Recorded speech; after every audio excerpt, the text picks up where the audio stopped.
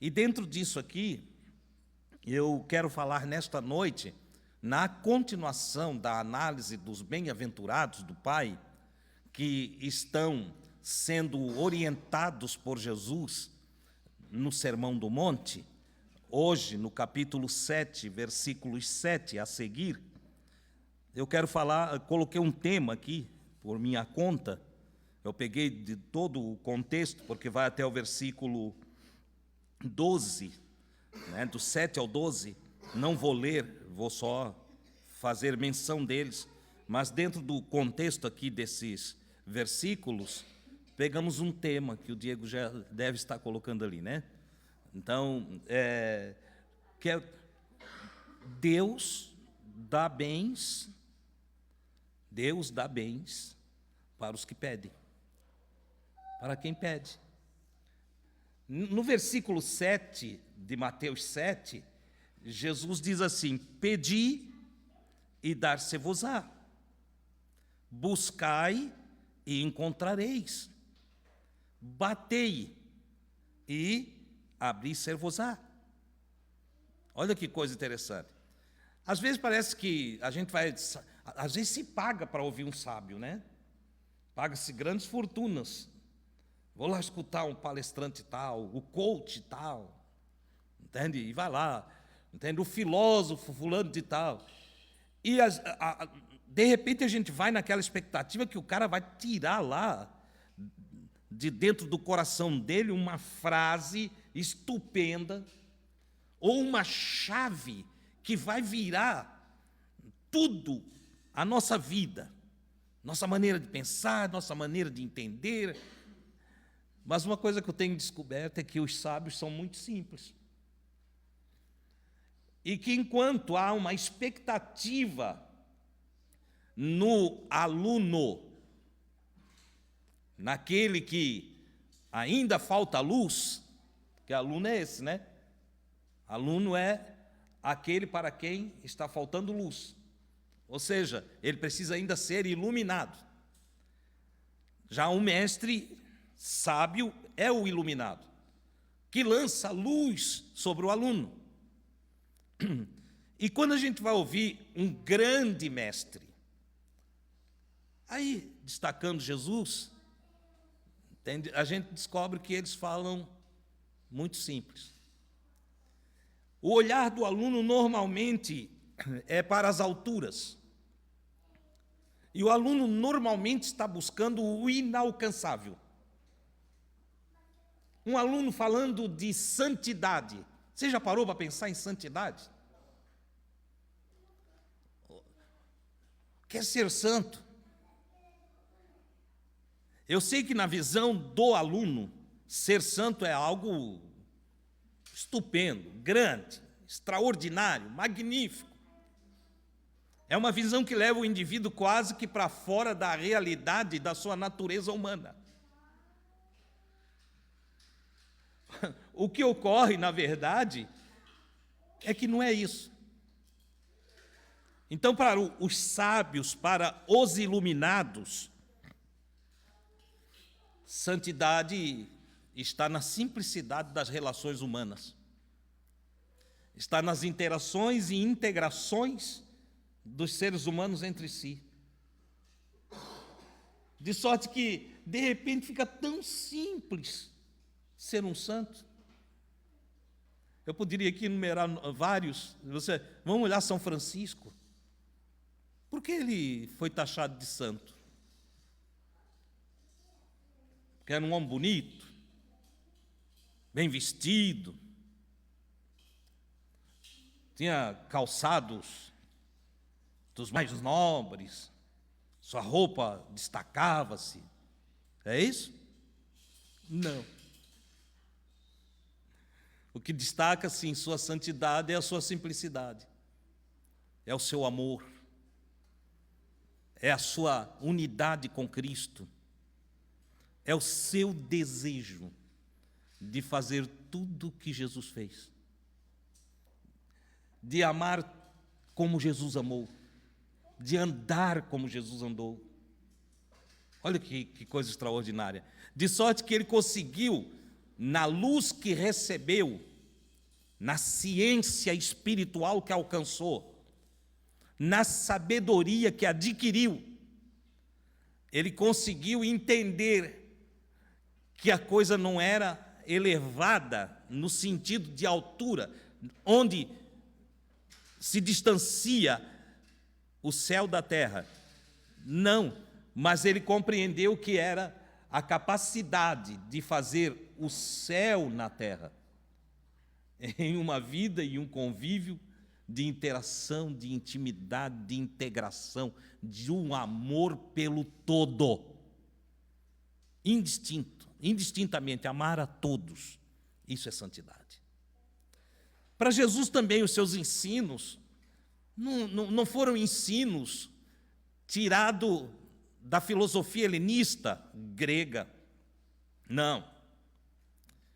Ele não seguiu pelo caminho dos que falavam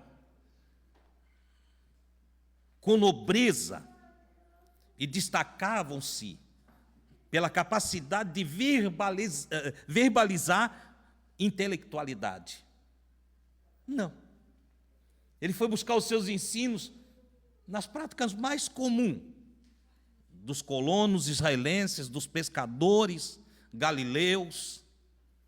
Ele foi buscar os seus ensinos, as sementinhas de frutificação espiritual em coisas tão simples.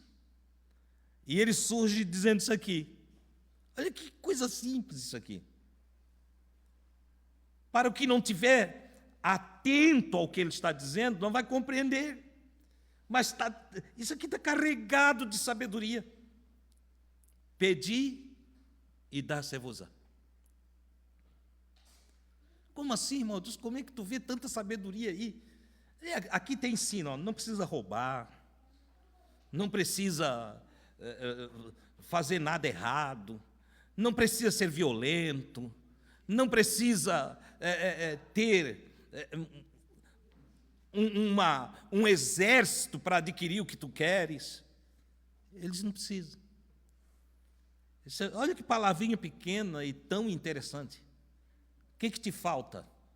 O que tu precisas? Qual é a carência do teu ser? Qual a necessidade que está te afligindo? Que medo te rodeia diante daquilo que para ti tem uma necessidade? Aí Jesus diz assim, ó, tudo isso se acaba com um ato teu, um simples ato. Qual é, Jesus? Pede. Pede. Não é interessante isso? Ele disse, com certeza, se tu pedir, tu vai receber. Tu vai receber. Mas eu quero que você entenda que Jesus não está simplesmente aqui aludindo à probabilidade de nós chegarmos e dobrarmos os joelhos, como alguns fazem, ou ficarmos em pé de mãos postas, ou de qualquer outra forma, e começarmos a pedir para Deus. Ele não inicia os seus ensinamentos com um pedido para Deus. Ele vai terminar com um pedido em Deus. Mas ele inicia dizendo que o pedido pode ser feito em qualquer lugar, para qualquer pessoa. É universal. E querem se assustar nessa noite? Vocês sabiam que Jesus não foi o primeiro a falar isso? 500 anos antes de Jesus, aquele que nós conhecemos por Buda, ou iluminado, já falava assim também. Irmão, Deus, tu está dizendo que isso aí não é autoria de Jesus? Não. Mas Jesus teve a necessidade de usar vocabulário de outro. Jesus é sábio. Ele usa o vocabulário de qualquer um. Usou de Salomão, usou de Ezequiel, usou de Jeremias, usou de Isaías, usou de todos os patriarcas, usou de tudo que tinha no Antigo Testamento e na cultura de sua época. Porque ele não era tolo. Então ele usava o vocabulário que o povo entendia. Ele não rebuscou uma doutrinação que o tornasse destacável pelas novidades. Não. Ele usou tudo que estava em sua volta. Olha as suas pregações. É o pardal, é o grãozinho de mostarda, é a espiga de trigo, é o trigo maduro, é a colheita chegando, é os peixinhos. Você vai olhando os ensinos de Jesus, está tudo dentro do contexto da sua vivência. Ele não falava de coisas de fora do convívio, daquilo que o povo não podia enxergar, não entendia.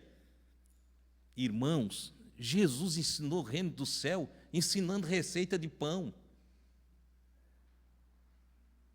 Quantas medidas de trigo, com quantas medidas de fermento, que a dona de casa faz o pão. Jesus foi lá, observou. E disse, eu vou ensinar do reino dos céus. E eu, tá, Jesus, vai ensinar o que hoje? Qual é o tema de hoje, Jesus? Não, hoje eu vou ensinar sobre o reino dos céus, a grandeza do reino de Deus. E como é que tu vais ensinar isso? Jesus, olha a expectativa, né, dos mais sábios entre os discípulos. Ele disse, não, vai ser simples a mensagem hoje. 3 medidas de trigo ou de farinha para 1 medida de fermento. Como é que é, Jesus? Isso aí que tu vai falar do reino dos céus, fazendo massa de pão? Isso é. O reino do céu é assim. Não é barulhento, não tem muito auê. O reino do céu ele se faz como pegar massa, botar água, fermento e amassar, em movimentos repetidos. Olha só o que ele está ensinando. E a massa aqui, e a massa vai se modificando na própria montagem da massa sobre a massa. Nessa rotina de aprendizado constante, naquilo que se faz metodicamente, é que se manifesta o reino dos céus. Olha a simplicidade de Jesus. Nós estamos falando de reino dos céus.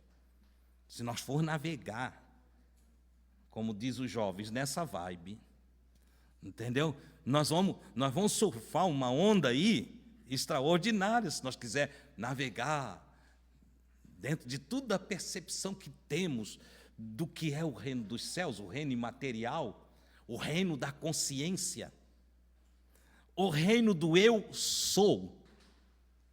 Olha aí que coisa extraordinária, porque o reino do céu é o reino do eu sou. Você já conseguiu entender isso? O reino dos céus e o reino de Deus é a mesma coisa. E quem é Deus não é o eu sou? E nós surgimos de onde, de quem? Não é desse eu sou? E ele, para falar desse eu sou, o eu sou, a manifestação do todo, o início de tudo, até chegar à consciência do pequeno eu sou, nosso ser,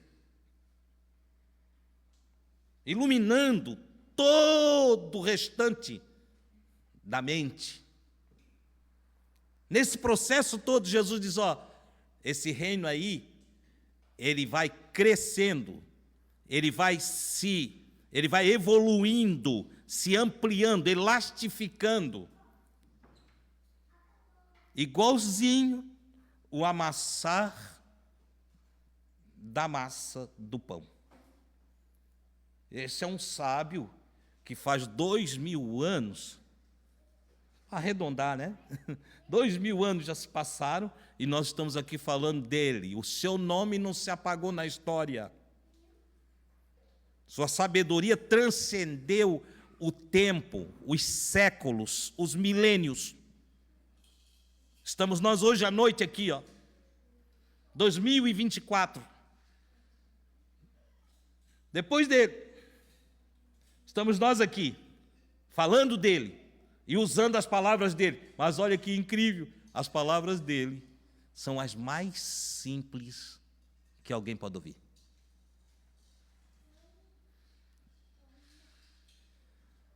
Precisamos desconfiar quando alguém vem com coisa muito fora do comum.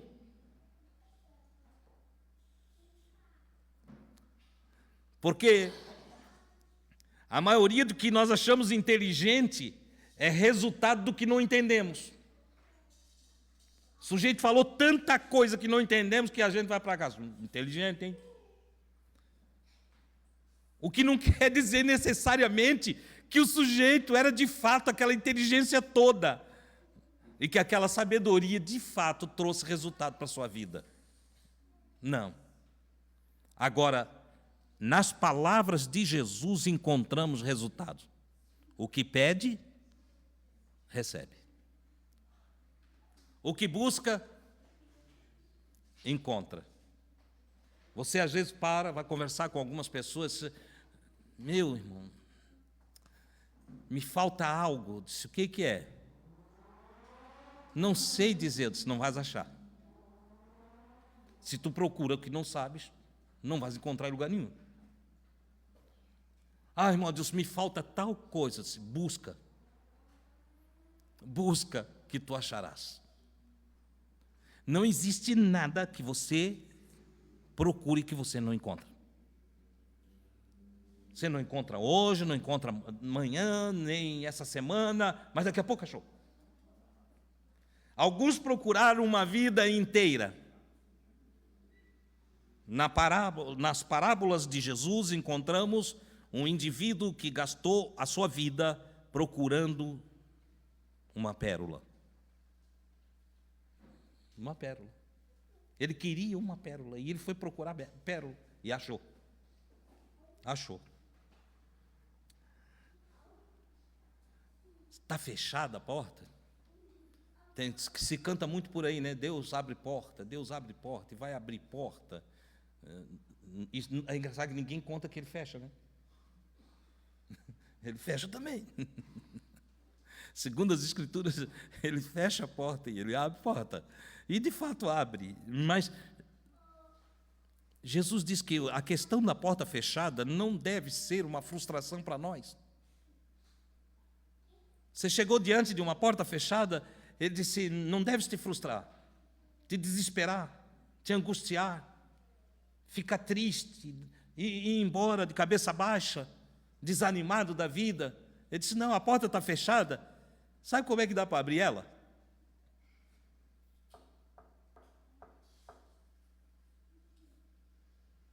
Batei.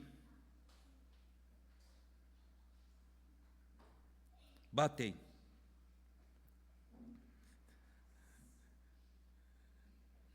Poderíamos criar uma história de alguém que morreu esperando a porta abrir e não bateu nenhuma vez. Era só bater. Era só bater. Quem estava por dentro da porta, lá no lado de dentro, não sabia que o sujeito estava no lado de fora precisando de ajuda, de socorro. Era só ter batido. Eu não sei se você está conseguindo assimilar o raciocínio do que estou te passando aqui. E eu estou só aqui, nesse nível de interação entre nós. O irmão precisa de alguma coisa, mas não pediu, não buscou, nem bateu na porta de nenhum de nós. Está apavorado, está terrivelmente angustiado, triste. Sabe o que acontece? Alguns querem que Deus revele tudo. Tem os que esperam que Deus vai revelar. Não, Deus vai revelar para o irmão Adilson. O irmão Adilson vai ter uma visão do que eu estou precisando. Ei, receba nessa noite. Ele não vai revelar nada. Porque tem coisas que precisa ser nós agindo. Tem coisa que tem que partir de nós. Pedir, buscar e bater são ações que nós devemos fazer. Nós devemos realizar. Vou bater. Irmão Adilson, mas eu saí, busquei, bati numa porta e não encontrei. Eu digo, isso aí tem uma porta? Diante de ti, na vida, só tem uma porta. Mas eu fui naquele irmão que eu achei que era espiritual, que era amoroso, que era um homem de Deus, que era um santo homem de Deus. Mas e quem que disse? Onde é que está isso? Onde é que tu encontrou isso aí? O que nós temos diante de nós é um processo de constância na busca daquilo que desejamos, daquilo que queremos, daquilo que almejamos no nosso coração. Se eu quero muito alguma coisa, eu vou atrás, eu me esforço, eu procuro, eu bato. Você entende que tem um processo? Eu peço, não me atendem, e eu vou buscar, e não encontrei ainda, mas vou continuar buscando, e encontro portas fechadas, e eu bato. Jesus diz que o fim desse processo é que eu vou receber, eu vou encontrar, e a porta vai se abrir. Olha que coisa interessante. Irmão Deus, eu estou jejuando, para isso não adianta. Eu estou fazendo jejum, irmão Deus, se eu até prometi uma oferta boa, não faz isso. Não faz assim. As coisas não funcionam dessa maneira. Não. Mas tu acha errado, irmão Deus? Eu digo, eu acho uma grande falta de fé quando nós começamos a querer barganhar com Deus. Entendeu? Deus, se tu me atender, porque aí a coisa aqui, agora nós estamos migrando. Porque às vezes, sem persistência e desistente que somos no primeiro impacto negativo,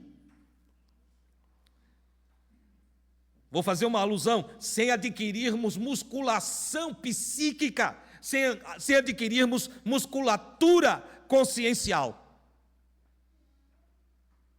Se não adquirimos a psíquica, muito menos a consciencial.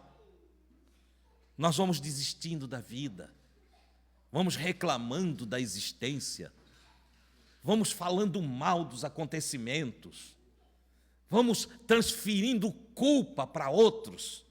Não tem quem me ajude, não tem quem olhe por mim. E dentro desse processo todo, nós colocamos a humanidade inteira num pacote de coisa ruim. E aí nós vamos terminar em Deus, peregrinando de igreja em igreja, de pastor em pastor, de padre em padre, de santo em santo, de profeta em profeta, de vidente em vidente. Entendeu? De pai de santo, de mãe de santo. Nós vamos pulando. Nós vamos de centro em centro, buscando então agora numa barganha com Deus.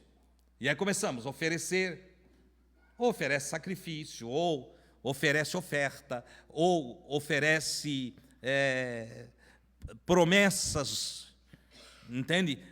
Muitas delas sem a consciência de que não vai conseguir cumprir. Já contei aqui o irmãozinho que fez uma promessa e depois estava apavorado, que ele queria muito uma moto, e ele não estava conseguindo a moto, e fez uma promessa, que se Deus desse uma moto para ele, colocasse ele diante de uma possibilidade de ter uma moto, ele não ia faltar nenhum culto. E na igreja em que ele estava, tinha culto segunda, terça, quarta, quinta, sexta, sábado, domingo. Ele esqueceu que ia ter dias de chuva, dias de frio, ia ter dias de tempestade. E ele fazendo o propósito com Deus: se tu me der uma moto, eu não falto uma reunião. Olha que propósito. Deus muito bom, muito maravilhoso, cheio de amor, com fonte de toda a sabedoria, não permitiu ele encontrar uma moto.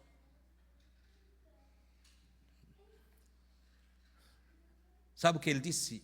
Para mim, não creio mais em Deus. Eu disse, por quê?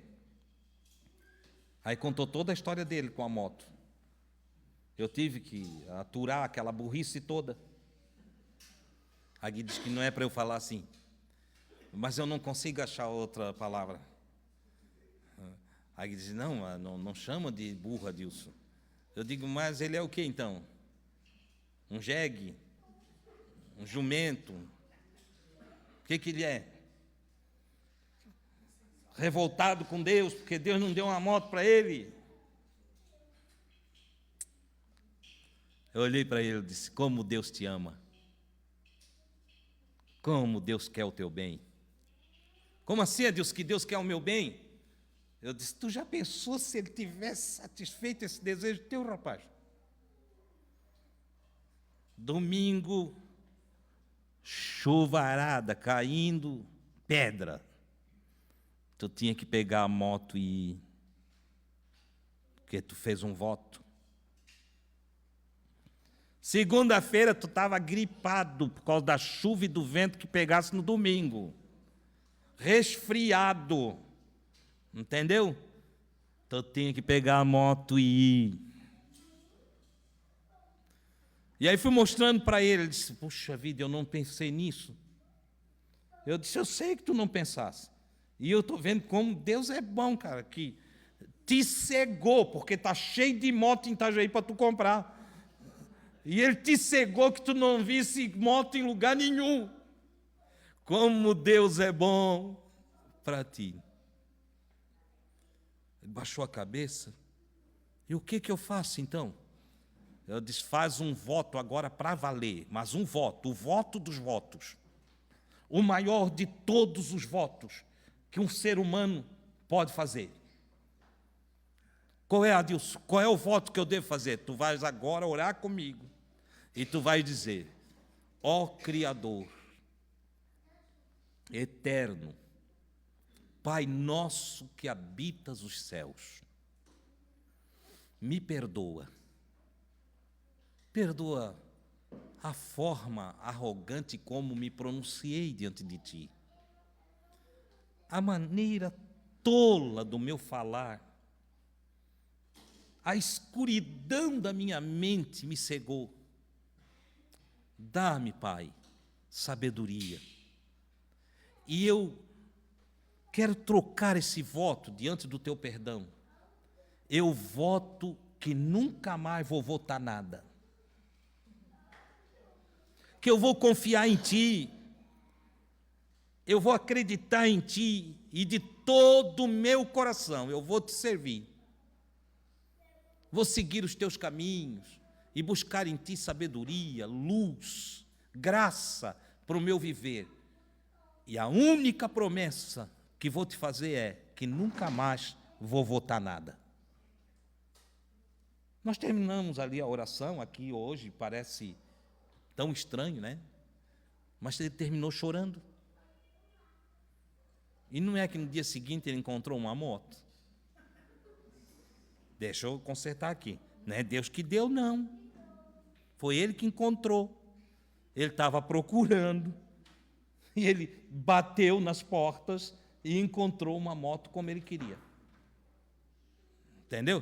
Porque já tem pastor que vai dizer, Deus deu. Não deu, não. Ele comprou. Você está me entendendo, né? Ele usou da sabedoria e trabalhou, tinha o dinheirinho. E aí, no outro dia, ele encontrou, claro, ele estava cego por uma... A vontade de ter era tão grande que cegou ele. Que ficou fazendo propósitos desnecessários. E, de fato, se o Senhor fez alguma coisa boa, foi esconder dele a visão de ter encontrado aquela moto antes, que ele ia se atribular muito depois, na sua mente, na sua consciência, ia ser devedor do que prometeu e não saberia como sair de lá. Era escravo da própria mente. Você está me entendendo? Então, o que Jesus está colocando aqui? A vida é mais simples do que parece. Se você pedir, você recebe. Se você buscar, você encontra. E se você bater, você vai ver que as portas se abrem diante de você. Agora, vamos para o plano espiritual. Porque Jesus usa primeiro essa instância das interações humanas em sua natureza física, para depois ele ampliar a visão.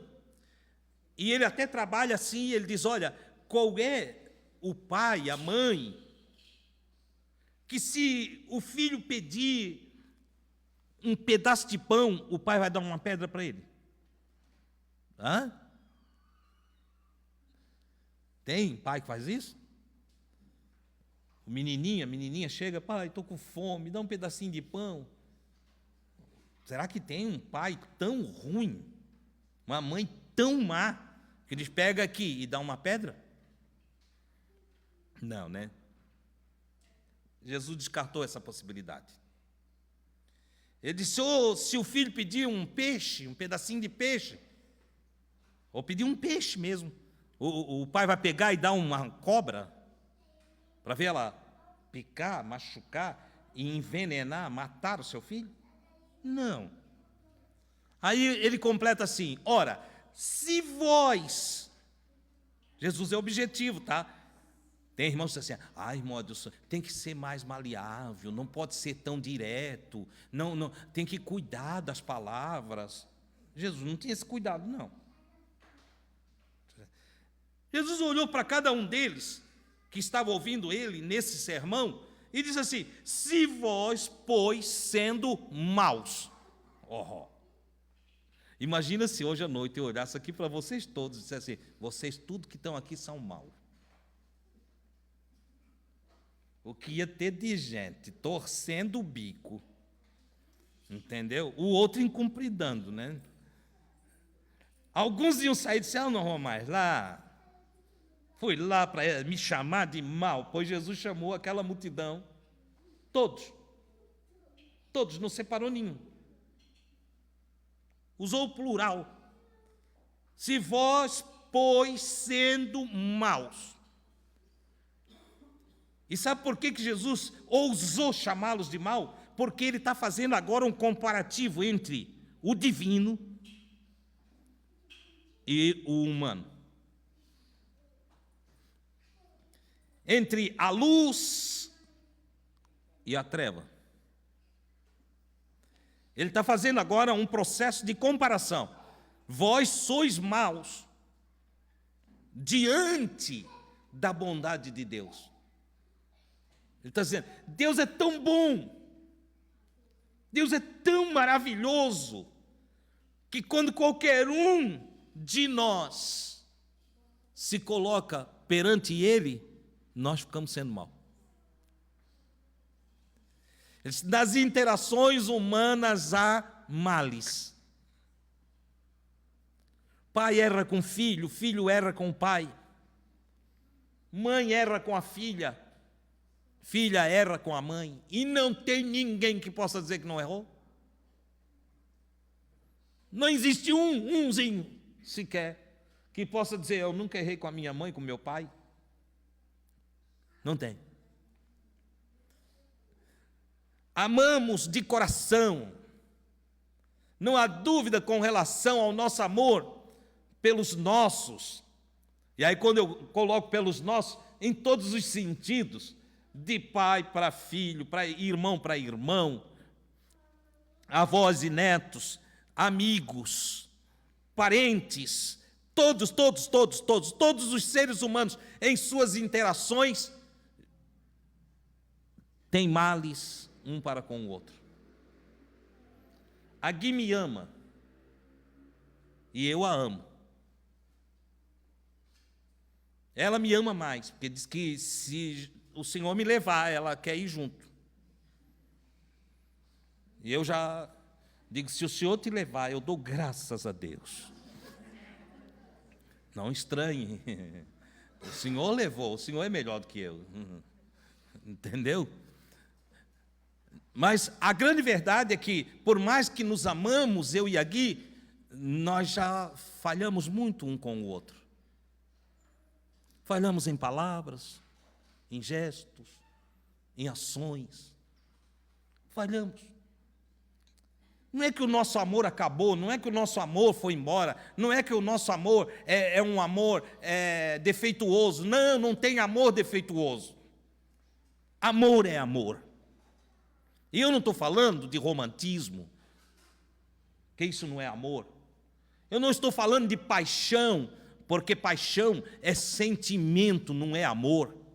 Tá, irmão, Deus, amor não é sentimento? Não, sentimento é projeção mental. Amor é algo da consciência.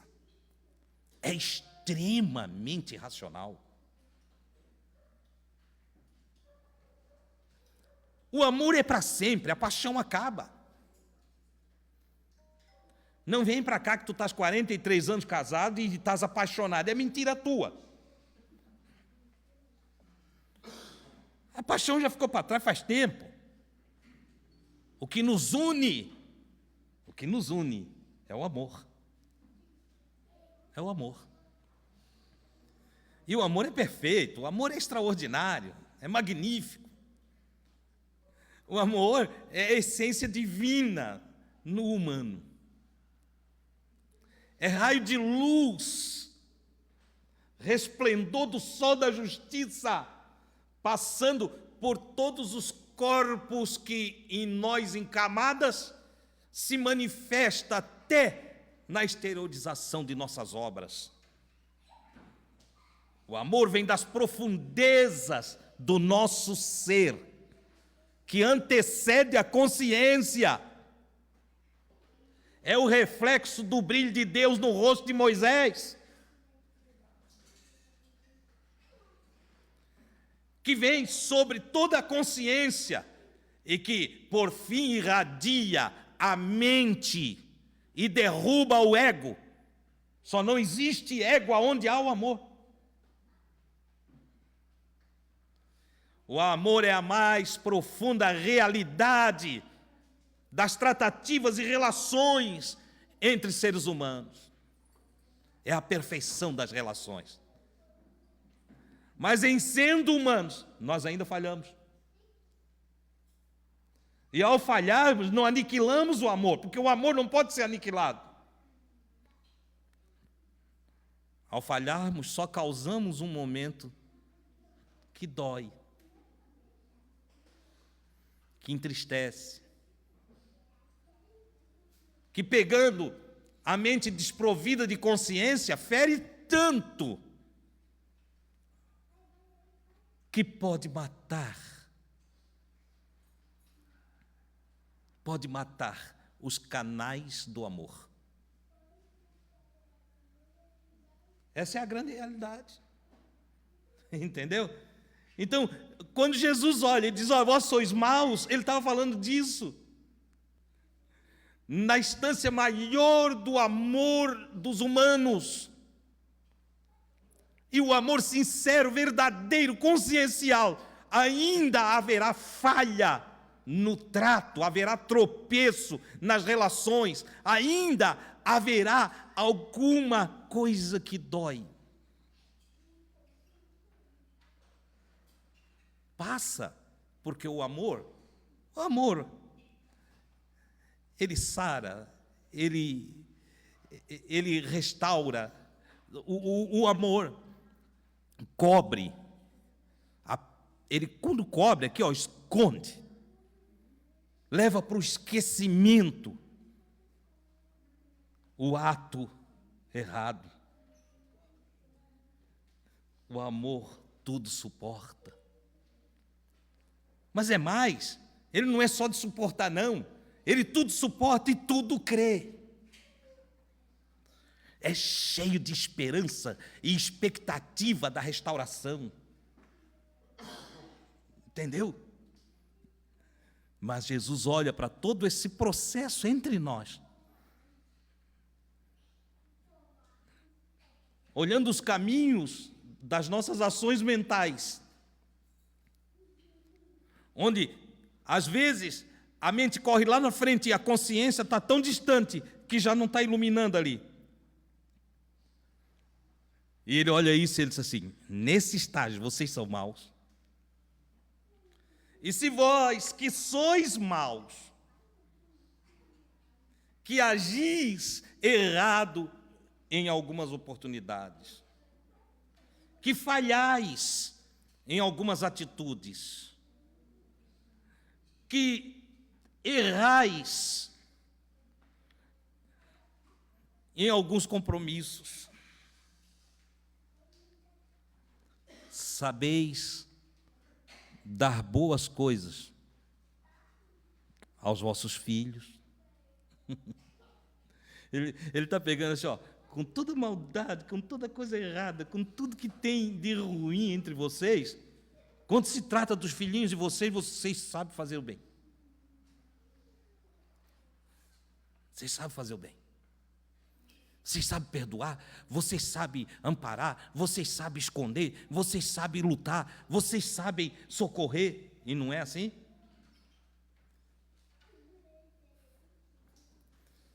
O teu filho quebra a vidraça da casa do vizinho. Tu vai fazer de tudo para o vizinho não odiar o teu filho. Tu vais fazer de tudo para aplacar a fúria do vizinho. Tu vais conversar, tu paga o vidro em dobro. Tu compra uma janela nova para o vizinho. Ele quebrou só um vidrinho, tu dá uma janela nova. Entendeu?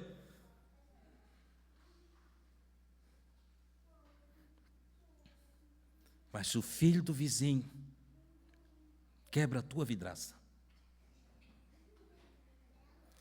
parece que a tua vidraça vale ouro. É o inverso. É o inverso. O senhor tem que dar mais educação, como coisa que o pai não está dando educação. O pai tem culpa do guri pegar uma pedrinha e tocar na vidraça do outro. Quer ver, nem queria acertar a vidraça. Estava brincando com o coleguinha e deu uma pedrada para brincar com o colega, foi na vidraça. Errou a mira. Você está entendendo, né? Jesus, vocês são seletivos. Vocês são egocentristas. Vocês são mentais e calculam só o imediato. Mas mesmo assim, tem algo que eu preciso destacar em vocês. Em toda a maldade de vocês, eu destaco que vocês sabem fazer o bem para os de vocês. Vocês sabem fazer o bem para os de vocês. Agora, se vocês sabem fazer o bem para os de vocês, quanto mais, e aí está a nossa temática, quanto mais o vosso Pai, o todo, alguns dizem o universo, o judeu, o eterno, e aí vai, aquele que é o todo, a fonte de todo bem, quanto mais Ele dará bens aos que lhe pedirem. Ah, irmão Adilson, então quer dizer que eu posso pedir uma casa? Não é disso que ele está falando. Eu fui examinar a palavrinha grega, porque quando eu cheguei aqui, dará bens. Quando eu falei que dará bens, um já pensa, um terreno. O outro, uma casa nova, um carro. Bens. Mas a palavra grega aqui inserida, eu até destaquei aqui, deve estar no lado, numa outra Bíblia, ela diz assim, agathos. Ele dará coisas de boa constituição para vocês, de natureza e constituição boa, útil, salutar, coisas que alegram, coisas que fazem vocês felizes, coisas excelentes, que vai valer, tem a palavrinha aqui junto, íntegro, que vai valer por todos. para todos, coisas santas. Em outro texto, Jesus diz assim: não dará a ele o Espírito Santo a quem lhe pedir.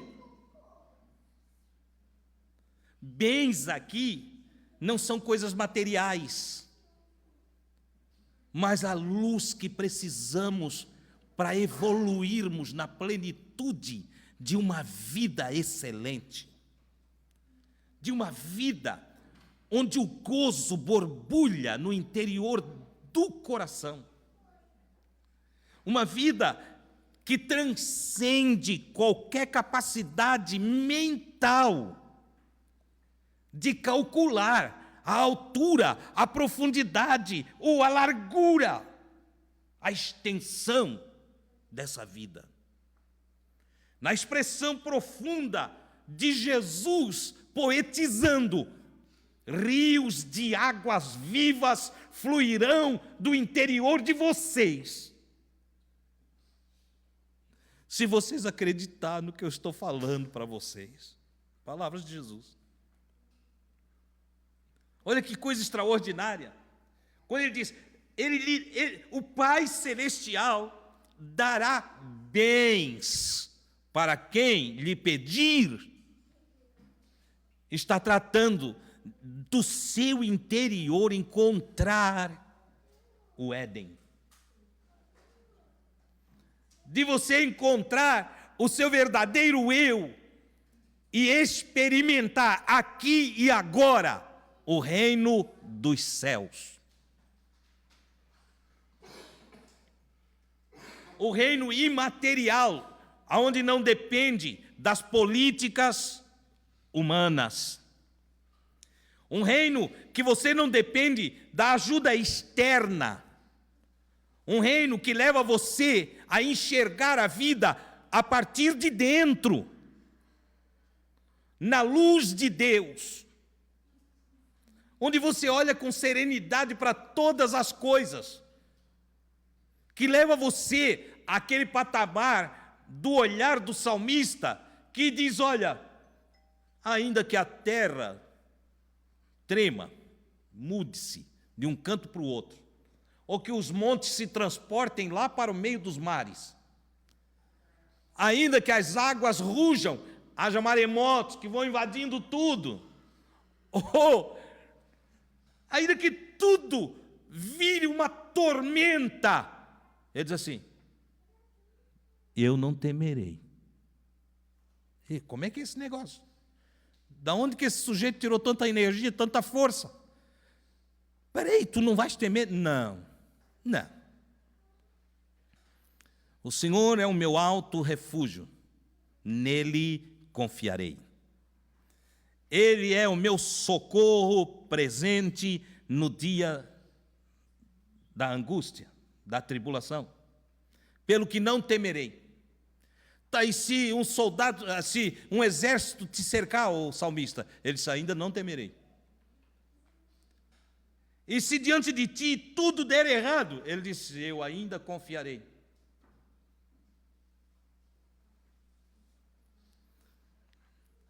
Mas da onde tem, que força é essa? Da onde surgiu isso? Isso é fé. Isso é fé. Mas como se alcança essa fé? Na consciência. Isso não é na mente. Isso não é no terreno mental. Isso é espiritual. Isso vem de dentro. Essa é a percepção de quem está no comando, como as coisas funcionam e até onde elas podem chegar. Eu quero deixar essas palavras com vocês nessa noite. Que tua consciência te guie, não a tua mente. Que tua consciência faça com que a tua mente siga o caminho de Deus, as palavras de Deus. Se tens falta, peça. Se não conseguisse encontrar ainda, procure. E se procurando tu não ver nenhuma abertura, bata. E se ainda assim a porta não se abrir, espera no Senhor, confia nele, e ele tudo fará. Essa é a mensagem para você. O Senhor dará bens, dará bens. Vamos falar só para terminar, que se deixar eu vou até a meia-noite, porque hoje para mim está muito bom, tá? Vamos lá. Fala de um bem que Deus possa te dar aí. Fala para mim. Saúde. Saúde. Outro bem. Paz. Olha aí. Vocês entenderam a mensagem? Sabedoria. Confiança. Discernimento. Uma necessidade nesses dias. Sabedoria. Equilíbrio, domínio próprio. Você sabe que tudo que está sendo falado aqui não se adquire na matéria. Isso é coisa, são bens adquiridos na consciência. Na consciência. Só que assim, boa palavra, Vilmar, equilíbrio. O equilíbrio ou o domínio próprio deve ser um desejo nosso. Deve ser um desejo, deve ser uma busca. Pelo domínio próprio, nós devemos bater na porta divina. Como é que se bate na porta divina? Como é que eu vou bater na porta de Deus? Desejando muito. Eu já expliquei para vocês que desejo é oração. O salmista diz: Deus cumpre o desejo do coração dos seus servos. Quanto mais eu desejo, mais eu tenho. E o legal do desejo é que à medida que eu desejo e eu vou recebendo, eu vou ficando muito feliz, muito feliz. E à medida que vou ficando feliz, eu desejo mais. Pode ver, tudo que te deixa feliz, tu queres mais. Tudo que te deixa cheio de satisfação, de alegria, tu desejas mais. Eu quero mais disso aqui. Temos que repetir. Eu já terminei de ir num churrasquinho com os amigos, e estava tão gostoso aquele churrasquinho, e o papo ali e tal. Quando terminou, antes estava todo mundo já saindo carne pelo ouvido, né? De tanto ter comido. Mas eu disse, nós temos que fazer de novo. Você entendeu? É porque teve um momento muito prazeroso, um ambiente muito legal, e temos que fazer de novo. Agora, equilíbrio, discernimento, tudo que foi mencionado, nós precisamos desejar. Esses são os bens que Jesus disse que Deus dá. Deus dá nas condições em que Jesus colocou aqui para aqueles que buscam, que desejam. Entendeu? Quanto mais vosso Pai que está nos céus, versículo 11, dará bens aos que lhe pedirem. Que lhe pedirem. Não precisa responder para mim, você não vai se expor, mas responda para você mesmo. Quantas vezes você já foi à presença de Deus para pedir esses valores?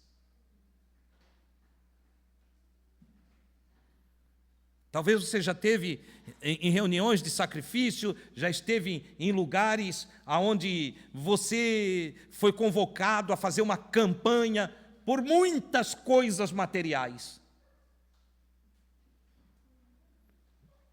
Mas o quanto você já fez para ter esses bens que o Pai do céu realmente dá? Eu encerro aqui, na esperança de que tenha te ajudado, mais uma vez, a evoluir um pouquinho mais. Faz uma listinha de outros valores em casa, de outros bens. Faça. Você já parou a pensar ciência, sabedoria, né? Dons de curar? Quantas vezes você pediu para Deus: Deus, dá-me dons de curar. Eu quero ajudar algumas pessoas, eu quero curar algumas pessoas. Quantas vezes? E aí fica, eu vou deixar o restante para você seguir na sua meditação em casa, ok? Quem não estar em pé, vamos agradecer ao Senhor esse nosso encontro.